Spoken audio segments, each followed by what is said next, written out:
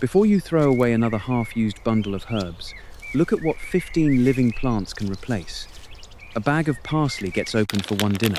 A bunch of cilantro loses its freshness before taco night comes around again. A box of salad greens is crisp on Monday, tired by Thursday, and forgotten by the weekend. None of those purchases looks very expensive on its own. The real cost appears when the same cycle repeats. Buy more than you need, use a little, waste the rest, and buy it again. A small food garden can interrupt that cycle, but only when it is planned around the way your kitchen actually works. The goal is not to grow the biggest basket, and it is not to replace the entire produce department. The goal is much more practical. Keep commonly used food alive until the moment you need it. Harvest the exact amount required for one meal, and leave the rest growing instead of letting it deteriorate in the refrigerator. In this garden, every harvest has to answer a simple question. Did this handful of leaves, these few stems, or this single ripe fruit replace something that would otherwise have gone onto the grocery list? We will track 15 crops by how often they are used, how easily they can be harvested in small amounts, whether they keep producing, and how well they fit into pots, patios, balconies, and other limited spaces. And by the end, you may find that one of the smallest pots on the list can prevent more repeat purchases than the plant producing the largest pile of leaves. There is one important rule before we begin. Do not plant all 15 crops simply because they appear in this video. Choose the plants your household already eats. A vigorous pot of mint has little economic value if nobody drinks mint tea or uses mint in cooking.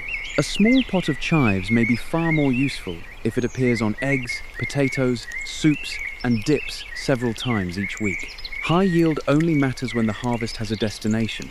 Season also matters. Lettuce, spinach, arugula, cilantro, and dill generally perform best in cooler conditions, while basil prefers warmth. Rosemary and thyme need a very different moisture routine from leafy greens.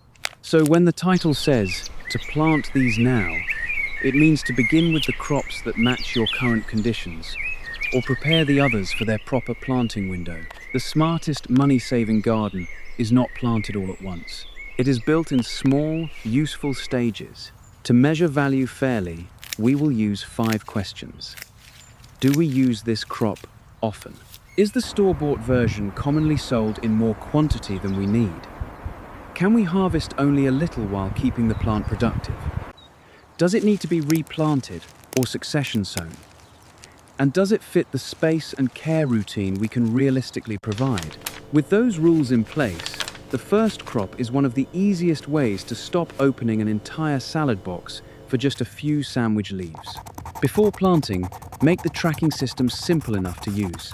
A paper list on the refrigerator is enough. Write the crop name, the meal, and whether that harvest replaced something you would normally buy. Do not assign an imaginary dollar value. If you already owned the pot, used saved seed, or paid different local prices, the calculation would change. The most trustworthy measurement is behavior. Did the crop enter a real meal? And did the packaged product stay off the list? Arrange containers by care needs instead of appearance alone. Lettuce, spinach, parsley, cilantro, chives, and mint generally appreciate more consistent moisture. Rosemary and thyme belong in the better drained section. Basil needs warmth. Strawberries need sun, moisture, and space for fruit. Grouping plants this way makes the garden easier to manage and prevents the common mistake of watering every pot on the same schedule. Leaf lettuce is an excellent starting point because it can be harvested leaf by leaf instead of waiting for one complete head. That difference changes the economics of the plant. A head-forming lettuce is usually taken all at once. Loose leaf lettuce allows you to remove a few mature outer leaves for a sandwich, burger, wrap, or side salad, while the smaller center leaves continue growing. The harvest method is simple, but it matters. Select healthy outer leaves that have reached a useful size. Cut or pinch them near the base without damaging the central growing point.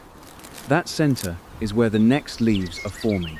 If you cut straight across the entire plant too low, or remove the crown, you may shorten the productive life of the lettuce. A small harvest taken carefully is more valuable than a dramatic harvest that ends the plant. Leaf lettuce also makes portion control easy. Instead of opening a large container of mixed greens and feeling pressured to finish it quickly, you can take 4 or 5 leaves when a meal needs them. The rest remain rooted, hydrated, and growing. That is the central idea of this entire garden. Food stays alive until it has a purpose. In containers, leaf lettuce does not demand the depth required by large root crops, but the pot still needs drainage and enough soil volume to prevent rapid drying. Crowding many plants into a small container may create an impressive early display, yet crowded plants compete for water, airflow, and nutrients. A better strategy is to grow a manageable number and sow another small batch later. That spreads the harvest, instead of creating one large flush that becomes another form of waste. Moisture should remain reasonably consistent. Lettuce can become bitter, stressed, or slow when the root zone repeatedly dries out. At the same time, constantly waterlogged soil creates a different set of problems. A container with drainage holes and a potting mix that holds some moisture without staying saturated is more useful than a decorative pot that traps water. Temperature is the first major limitation in our tracker. Leaf lettuce is often most productive in cool to mild conditions. When the weather becomes hot, growth may speed toward bolting, leaves may become tougher or more bitter, and the useful harvest window can shorten. Shade during the hottest part of the day may help in some situations, but no technique turns a cool season plant into a heat-loving one. The realistic solution is to grow lettuce during favorable weather. Use heat-tolerant selections where appropriate, and plant small, successive batches rather than expecting one pot to provide forever. For a household that makes sandwiches or small salads several times a week, leaf lettuce can quickly become one of the most frequently used pots. For a household that rarely eats raw greens, it may remain attractive but underused. That is why our tracker records actual kitchen use, not just the number of leaves produced. So, leaf lettuce earns strong early marks. Easy micro-harvest, efficient use of space, and a direct replacement for small portions of packaged greens. But it also earns a caution for heat sensitivity and the need for succession planting. The next crop is equally familiar and highly useful in the kitchen. Yet its comfort zone can be even narrower. Spinach can replace a small grocery purchase in more ways than lettuce because it moves easily between raw and cooked meals. A handful can go into scrambled eggs, soup, pasta, a smoothie, or a small salad. That versatility increases its potential value, especially in a household that uses spinach in several different recipes. Like leaf lettuce, spinach can be harvested by taking the older outer leaves first. Leave the smaller center leaves and the crown intact. The plant then has a chance to continue producing. Harvesting only the amount needed for one recipe keeps the rest in active growth and avoids the familiar problem of a large bag becoming wet and limp in the refrigerator. Spinach also demonstrates why the biggest visual harvest is not always the best harvest. A small bowl of fresh leaves may look modest, but once cooked, that amount may be exactly what a breakfast or soup needs. The correct measurement is not how impressive it looks on camera. The correct measurement is whether it replaced a portion you would otherwise have bought. Container spacing deserves attention. Seedlings that are too dense can create many tiny leaves, limited airflow, and constant competition for moisture. Thinning crowded plants early gives the remaining spinach more room to form usable leaves. The removed young plants do not have to be wasted. When healthy and clean, they can become an early edible thinning. Still, the main objective is to leave enough space for the plants that remain. Spinach prefers even moisture, but the same warning applies. Moist does not mean saturated. A pot placed in full sun during cool weather may perform well, while the same position can become stressful as temperatures rise. When days become warmer, afternoon shade can sometimes extend quality, but it cannot remove the crop's natural seasonal preference. This is where many beginners misunderstand cut and come again gardening. A plant can produce more after harvest and still have a limited season. Spinach may eventually bolt, especially as conditions become warmer or days lengthen. Once the plant shifts strongly toward flowering and seed production, leaf texture and flavor often decline. The solution is not to cut it harder. The solution is to treat spinach as a succession crop and to replace it when its useful phase is ending. In our tracker, spinach scores well for versatility. It may replace raw greens in one meal and cooking greens in another, but it requires more attention to timing than a long-lived herb. If your climate moves quickly from cool spring weather into heat, a few carefully timed pots may be more practical than one large planting. The money-saving lesson is clear. Grow enough spinach to match your normal meals, not enough to create a harvest you then struggle to use. A small recurring supply can be more valuable than a single heavy harvest.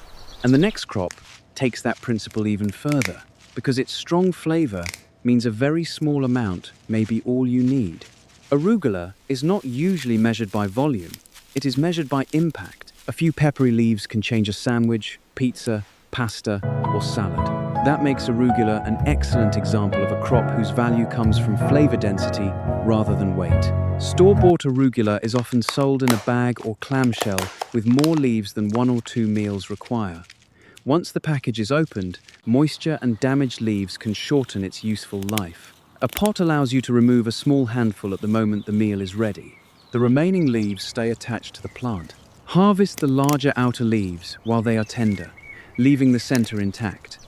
Younger leaves are often milder. Older leaves and plants exposed to heat can develop a stronger, sharper flavor. Some people enjoy that intensity. Others find it too strong. This is another reminder that the most valuable crop is personal. A plant can be productive and still fail the kitchen test if nobody enjoys eating it. Arugula grows quickly in suitable conditions, which can make small succession sowings particularly useful.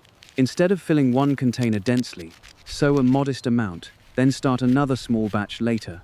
This approach helps maintain tender leaves and reduces the chance that all plants become mature, strong-flavored, or bolting at the same time.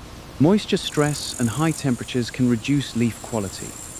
As with lettuce and spinach, arugula belongs in the cool season side of this garden plan. The best planting window depends on location, so the gardener should respond to local conditions rather than a universal calendar. Our first tracker update now reveals 3 different forms of value. Leaf lettuce provides familiar sandwich and salad leaves. Spinach moves between raw and cooked meals. Arugula provides strong flavor from a small harvest. None of them needs to fill a basket to prevent a purchase, but all 3 depend on timing, and all 3 may need to be replanted in small batches. That means the early leader is not simply the plant with the most leaves. It is the plant that is used most often during its productive window. The next 2 crops create more substantial harvests for cooked meals, but they also expose a new problem. A large, productive plant can still be poor value when the family does not actually want to eat it. Arugula also offers a useful lesson about harvest timing. Waiting for every leaf to become large can sacrifice tenderness and allow the flavor to become stronger than the household prefers. Taking a few leaves earlier may produce less weight, but more usable food. When evaluating value, edible quality matters more than maximum size. A mixed container can work visually, but it can complicate succession. If arugula, lettuce, and spinach are crowded together, one crop may bolt or decline before the others, leaving gaps that are difficult to replant without disturbing roots. Separate small pots or clearly divided sections make replacement easier and give the gardener more control over moisture and timing. Kale can look like the obvious winner in a high-yield container garden. A healthy plant can develop large leaves, and those leaves can be harvested from the lower or outer part of the plant, while the growing point continues upward. Compared with a small salad green, each harvest appears substantial.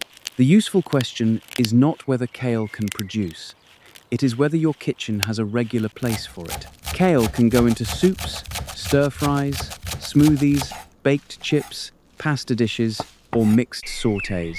A household that uses it weekly may gain considerable value from 1 or 2 plants. A household that buys kale only because it seems healthy may end up growing leaves that never leave the garden. For repeated harvest, remove mature lower leaves and keep the central growing point intact. Avoid stripping the plant bare.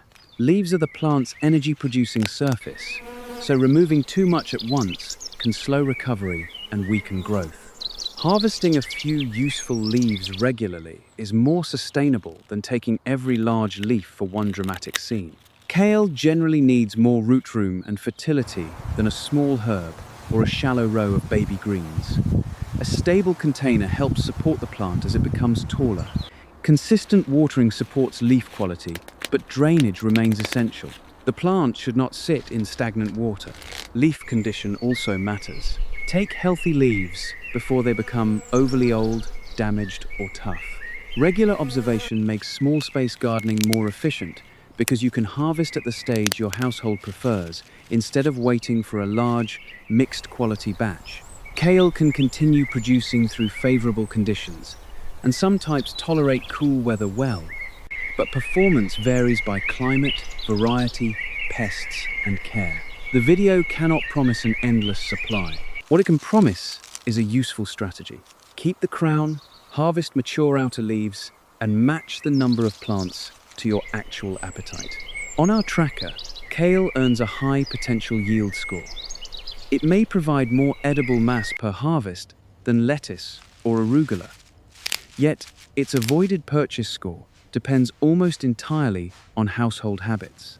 If kale appears in 2 meals every week, the pot is working. If the leaves keep getting older because nobody wants them, the plant is productive but not economical. That distinction is the first major turning point in the garden. Production and value are related, but they are not identical. The next crop reinforces that lesson while adding another advantage. More than one part of the harvest can reach the plate.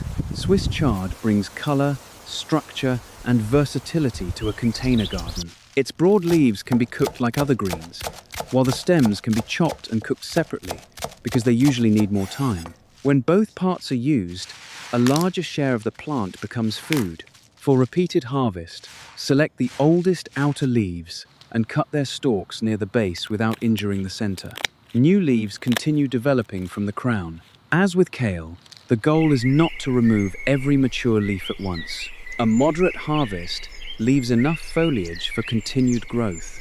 Chard can become a sizable plant, so it deserves more space than parsley, thyme, or chives. That space requirement belongs in our value calculation. A crop that fills a large pot should justify that space through frequent use or substantial harvests. If your family enjoys sautéed greens, soups, grain bowls, or dishes that use both leaves and stems, chard can do that. If the colorful stems are admired but never cooked, part of its potential is being wasted. The plant also illustrates the value of harvesting before decline. A leaf taken at the right stage is tender and useful. A leaf left too long may become damaged, tough, or less appealing. Small, regular harvests encourage the gardener to pay attention, and attention is one of the hidden advantages of keeping food close to the kitchen. At this point, the tracker can compare 5 greens. Lettuce is easy to use in small, raw portions. Spinach is highly versatile but strongly seasonal. Arugula provides flavor from very little space. Kale offers high potential volume. Swiss chard offers usable leaves and stems. The winner changes according to what the household cooks. Now we reach the group that often creates the greatest grocery waste. Soft herbs may not produce the largest harvest by weight, but stores frequently sell them in bunches far larger than a single recipe needs. A few stems can be valuable, and the remainder can stay alive on the plant. This is where the garden begins to compete, not only with grocery cost, but with the cost of food that is bought and never used.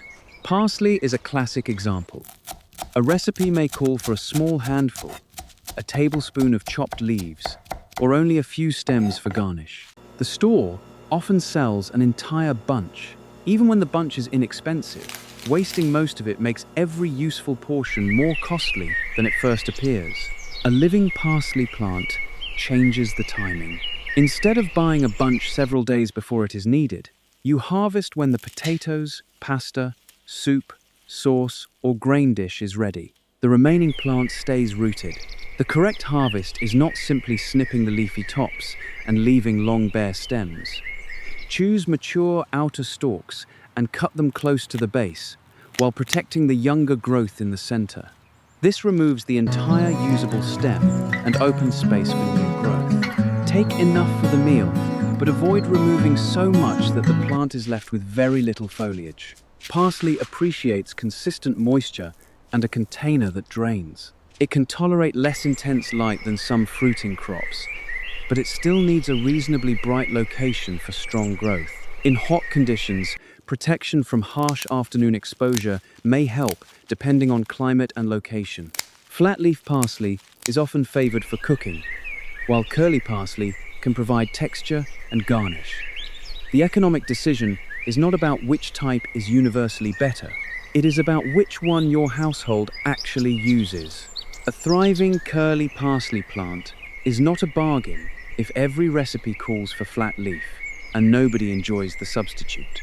Parsley also requires patience compared with very fast greens. Establishment and regrowth are not instant. That makes careful harvesting important. The plant should be treated as a renewable kitchen supply, not a disposable bunch. On the tracker, parsley often performs strongly because the harvested quantity can be extremely small, while the replacement product at the store is relatively large. One meal may need only several stems. A second meal several days later needs several more. Those are precisely the situations where a living plant can prevent repeated waste. Still, parsley does not automatically outrank every crop. Its value depends on regular use. A household that cooks with parsley several times a week may find it indispensable. Another household may prefer cilantro, basil, dill, or chives. The next herb makes that contrast especially clear, because it can be one of the most valuable plants in the right kitchen and one of the most frustrating plants in hot weather.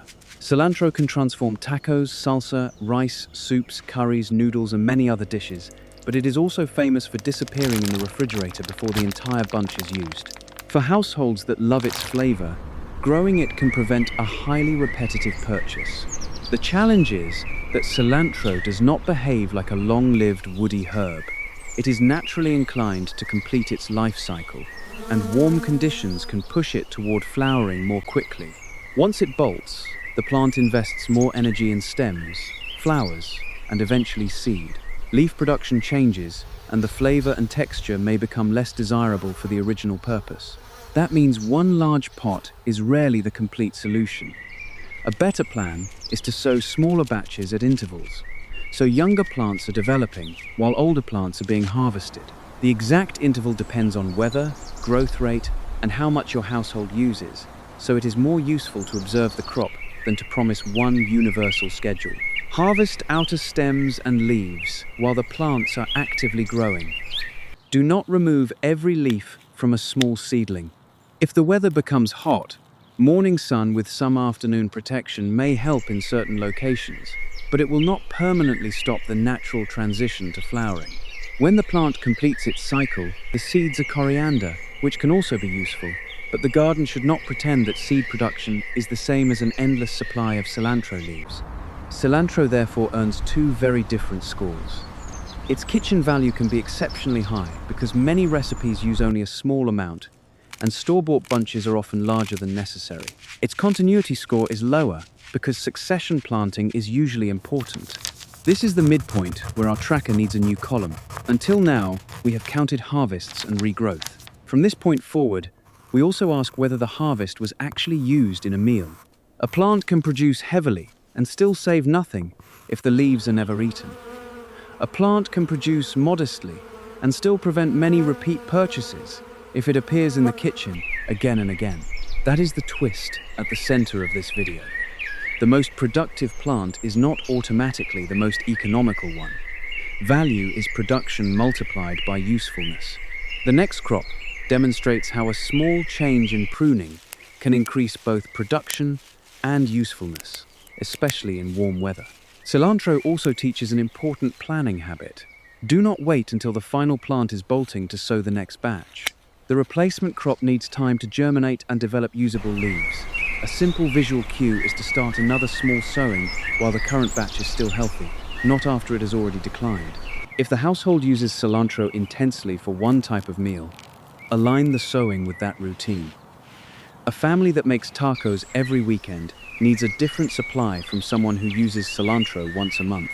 Matching planting size to cooking frequency is more reliable than following a generic instruction to fill a large pot.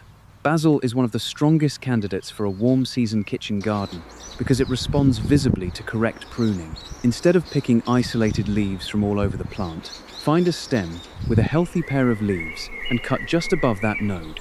The buds at that point can develop into new branches, creating a fuller plant with more future harvest points. This method turns one stem into a branching structure. It also helps prevent the plant from becoming tall, sparse, and difficult to manage. Frequent light harvesting can keep tender growth coming, provided the plant receives suitable warmth, light, moisture, and nutrition. Basil is used in pasta, pizza, pesto, sandwiches, tomato dishes, salads, sauces, and many other meals. Store packages can be expensive relative to the small quantity required for one recipe, and cut basil can lose quality quickly. A plant near the kitchen allows the cook to take a handful at the last moment. The plant's warm season preference must be respected. Basil struggles in cold conditions and should not be treated like spinach or arugula. A sunny, warm location is usually more suitable, although very intense heat and drying can still cause stress. Water when needed, allow drainage, and avoid keeping the root zone constantly saturated. Flowering is another decision point. Basil flowers are not a failure, and they can attract pollinators. But if the main goal is leaf production, pinching developing flower spikes can redirect growth for a time.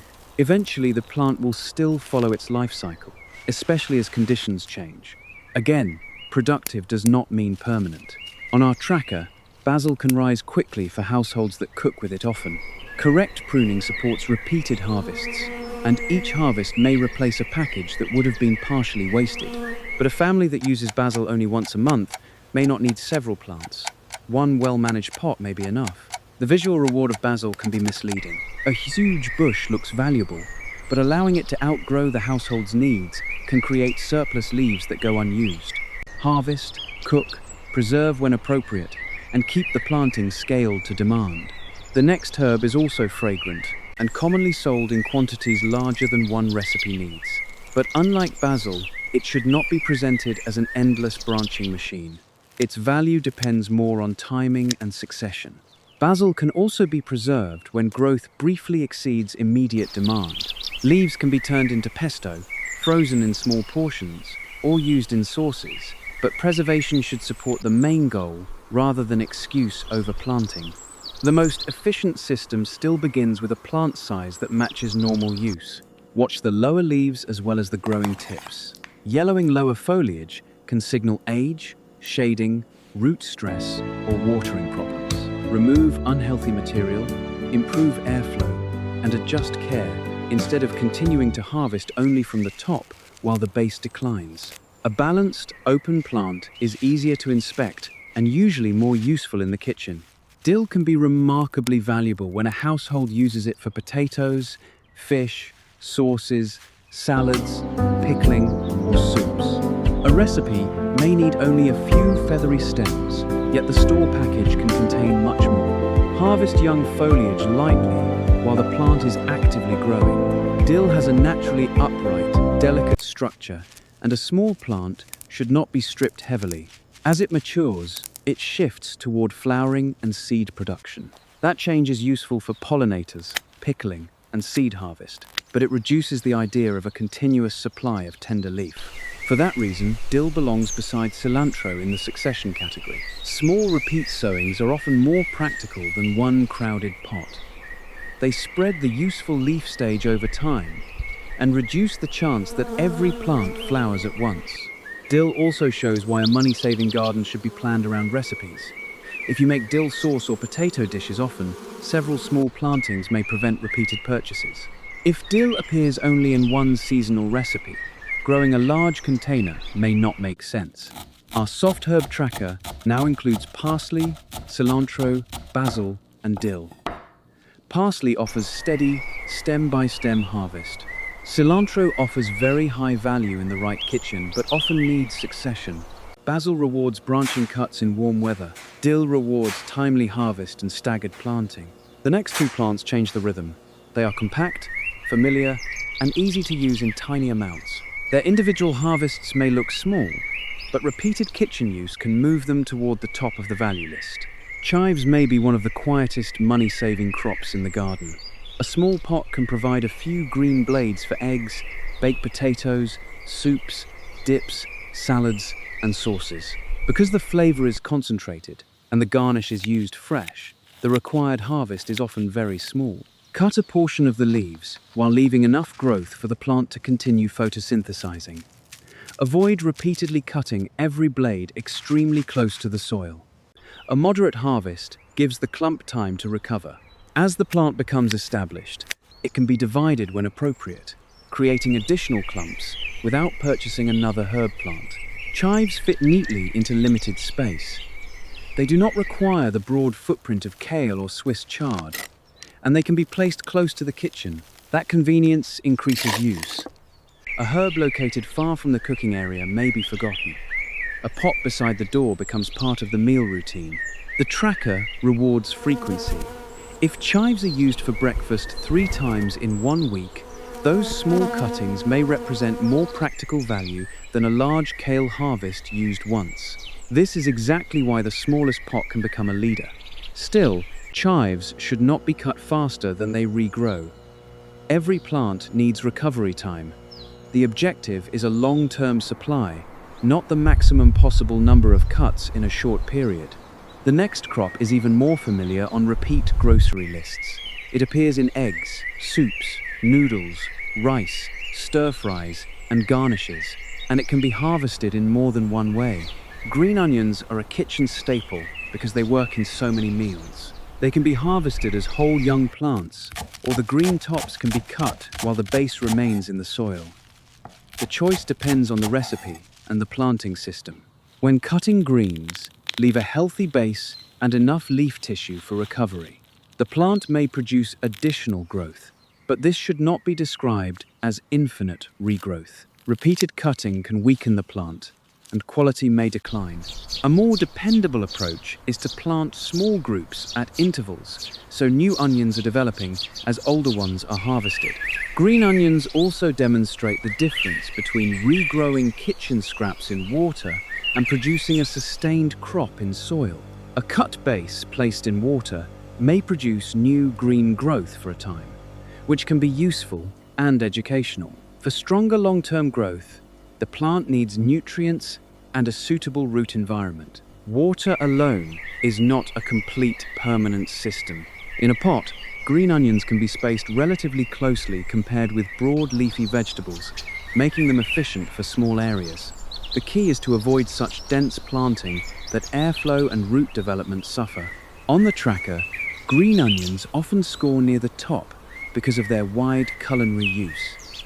A small harvest can finish a bowl of soup, add freshness to rice, or flavor an omelette.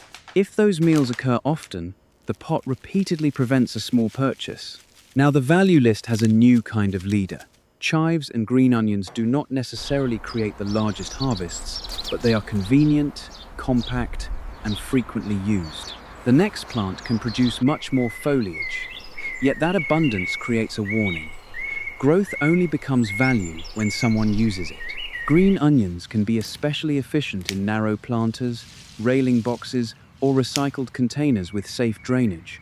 Because the plants grow upright, they use vertical space without shading a wide area. That makes them easy to combine with a small patio layout, although the roots still need enough soil volume and moisture to avoid constant stress. When harvesting whole plants, remove selected onions rather than emptying the container. The remaining plants gain space, and a new sowing can be started elsewhere. This rotating approach creates continuity without pretending that one cut base will supply the kitchen forever. Mint can fill a container with impressive speed under favorable conditions. It spreads through vigorous growth, which is why it is usually safer to keep it in its own pot rather than allowing it to compete with smaller herbs. Containment is not a punishment, it is a management tool. The leaves can be used for tea, infused water, desserts, fruit dishes, sauces, and many regional cuisines. Pinching or cutting tender tips encourages branching and provides a clean, aromatic harvest. Remove damaged stems and keep the plant from becoming excessively crowded. Mint generally appreciates more consistent moisture than rosemary or thyme. It still needs drainage, but allowing the pot to dry severely can stress the plant. A location with appropriate light and moisture helps maintain tender leaves. The money question is crucial. A household that drinks mint tea daily may find one pot extremely valuable. A household that uses 2 leaves once a month may find the same pot overly productive. Mint, therefore, receives a high yield score but a variable use score. This is the best example of why visual abundance can mislead. A full pot looks successful. Economically, it succeeds only when the harvest replaces something the household would have bought, or when it provides a flavor the household genuinely values. The next 2 herbs reverse the pattern. They grow more slowly and prefer drier root conditions, but each meal may require only 1 or 2 small sprigs. Their value comes from longevity and flavor concentration, not fast volume. Rosemary is a long-term kitchen plant when climate and care are suitable. A single sprig can flavor roasted potatoes, vegetables, bread, beans, marinades, or meat. Because recipes often need so little, the store package may leave a large unused remainder. Harvest flexible green tips and short sections of healthy growth. Avoid cutting deeply into old, bare, woody stems, because regrowth from leafless wood can be limited. Light, regular harvesting helps maintain shape while preserving enough foliage for the plant. Drainage is one of the most important differences between rosemary and the leafy greens earlier in the video. Rosemary does not want to sit in constantly wet potting mix. Use a container with drainage, a suitable mix, and a watering routine based on the actual moisture level rather than a rigid daily schedule. The plant also needs strong light. Indoors, insufficient light can cause weak growth, while outdoors, the correct placement depends on local heat and climate. The gardener should observe the plant and adjust rather than assume that every herb wants the same location. Rosemary may grow slowly compared with mint or lettuce, but slow growth does not mean low value. If a recipe needs 1 sprig, and the plant provides that sprig repeatedly over a long period, the pot can prevent many partially used packages. The tracker therefore gives rosemary high marks for longevity and low quantity per use, but it also records a slower recovery rate and stricter drainage needs. Harvest conservatively. This is a crop to maintain, not strip. The next herb follows the same small harvest logic in an even more compact form. A few tiny stems can season an entire dish, making space efficiency one of its greatest strengths. Thyme provides intense flavor from a very small amount of plant material. It can season soups, roasted vegetables, beans, sauces, breads, and marinades. Many recipes need only several sprigs, which makes a living pot especially convenient. Harvest soft green tips and short stems, avoiding severe cuts into old woody growth. Regular light trimming can keep the plant compact and encourage usable new growth. As with rosemary, leave enough foliage to support recovery. Thyme prefers good drainage and should not be managed like thirsty lettuce. A pot that remains wet for long periods can create stress. Check the root zone before watering, and make sure excess water can leave the container. Its compact habit makes thyme useful where space is limited. It can occupy less room than broad cooking greens. This is not a high-weight crop, but it can be a high-flavor and high-frequency crop. The comparison among mint, rosemary, and thyme is revealing. Mint can produce the most foliage. Rosemary can provide long-term sprigs from a larger woody plant.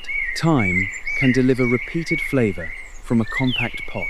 The best choice depends on the household's recipes and watering habits. After 14 mostly green crops, the final plant changes the color and the emotional reward of the garden. It may not lead the avoided purchase tracker, but it demonstrates another kind of value. Harvesting a fruit at full ripeness and eating it immediately. Strawberries are different from the herbs and leafy greens because the harvest arrives 1 ripe fruit at a time. That makes them perfect for the same micro-harvest principle, but the economics are not identical. A container strawberry plant can provide fruit at the moment it reaches color and aroma, rather than asking the household to buy an entire package and use it quickly. A child can pick one ripe berry. A gardener can add several to breakfast. The rest remain on the plant until they are ready. The fruit should be kept away from wet soil when possible. Clean mulch, supports, or a container shape that allows fruit to hang can reduce contact with damp surfaces. Plants need appropriate sun, drainage, nutrition, and consistent moisture, especially during flowering and fruit development. Conditions vary, and not every flower becomes a perfect berry. Strawberries should not be oversold as a constant replacement for store-bought fruit. Yield depends on variety, plant age, climate, pollination, care, and season. A few pots may provide delightful snacks without supplying enough for a large family dessert. Their value includes freshness, experience, and reduced pressure to finish a large package before it spoils. That value is real, even when it is not the highest dollar replacement in the garden. Now every crop has entered the tracker. The final decision is not which plant looked most impressive, but which harvests reached the kitchen repeatedly, which plants recovered, which crops matched the season, and which containers deserved their space. The final results should be organized by household need rather than one universal ranking. For beginners, leaf lettuce, chives, green onions, parsley, and warm season basil can be approachable starting points when planted in suitable conditions. They provide visible harvests, clear cutting methods, and familiar kitchen uses. For households that eat salads often, leaf lettuce, spinach, and arugula can replace portions of packaged greens, while kale and Swiss chard add more substantial cooked harvests. The key is succession. Small batches spread the supply and reduce the risk of every plant maturing at once. For households that repeatedly waste store-bought herbs, parsley, cilantro, basil, and dill deserve close attention. Parsley can be harvested stem by stem. Cilantro can be extremely valuable but usually benefits from repeated small sowings. Basil responds to pruning above nodes in warm conditions. Dill is most useful when harvested at the correct stage and planted in succession. For the smallest spaces, chives, green onions, thyme, and parsley can provide strong practical value. They do not need to fill a large container garden to influence meals. Their strength is frequency. A few blades, tops, or stems can finish a dish. For gardeners who want plants that may remain useful longer, chives, mint, rosemary, and thyme offer different forms of persistence. Mint needs containment and regular use. Rosemary and thyme need excellent drainage and conservative harvests. Chives need recovery time between cuts. The plants most likely to require repeated sowing or replacement include lettuce, spinach, arugula, cilantro, and dill. That is not a weakness. Succession planting is how these crops become dependable. A money-saving garden does not demand immortality from every plant. It plans for renewal. So which small pot can save the most repeat purchases? In many kitchens, chives, green onions, parsley, or thyme can become surprising leaders because they are used in small amounts over and over. In another kitchen, cilantro or basil may win. In a salad-focused household, leaf lettuce may be the clear choice. There is no honest universal winner because the kitchen decides the value. This brings us back to the original grocery cycle. The problem was never simply that parsley, cilantro, salad greens, or green onions cost money. The problem was that they were often purchased in quantities disconnected from the meal. A living plant reconnects the quantity to the moment of use. Start with 3 crops that appear most often on your grocery list. Place them where you will see and use them. Learn the correct harvest point. Record each meal that uses the crop. Notice whether the plant recovers and whether you still buy the packaged version. After several weeks of normal cooking, the useful plants will reveal themselves. Do not judge the garden by how crowded it looks. Do not judge it by the weight of one harvest. Judge it by how often it supports real meals, how little food it sends to waste, and how naturally it fits your routine. The most economical garden is not the garden with the most plants. It is the garden that keeps the food your family already uses alive until the moment you need it. Harvest what you need, leave the rest growing, and let your own kitchen decide which plants deserve a permanent pot. A practical first garden might contain only one salad crop, 2 frequently used herbs, and 1 long-lived seasoning plant. For example, leaf lettuce, parsley, chives, and thyme cover several different meals without demanding identical care. Another household might choose spinach, cilantro, basil, and green onions. The best combination is the one that reflects the grocery list, not the one that photographs most impressively. Keep the first season small enough to observe. Learn how quickly each container dries, which plants receive enough light, what the household actually harvests, and which crops are ignored. The ignored plants are useful information. They show where not to spend space, soil, water, and attention next time. When a crop declines, record why before replacing it. Was the season ending? Was the pot too small? Was the plant harvested too heavily? Did the family simply stop using it? These answers turn one season into a better plan for the next. Saving money in a garden is not one dramatic harvest. It is a series of small decisions that gradually remove waste. Thank you for spending this time in the garden. If this approach helped you rethink what is worth growing, subscribe for more practical, small-space food gardening. Give the video a like, and share in the comments which herb or green your household buys most often. Your answer may reveal the first crop you should plant.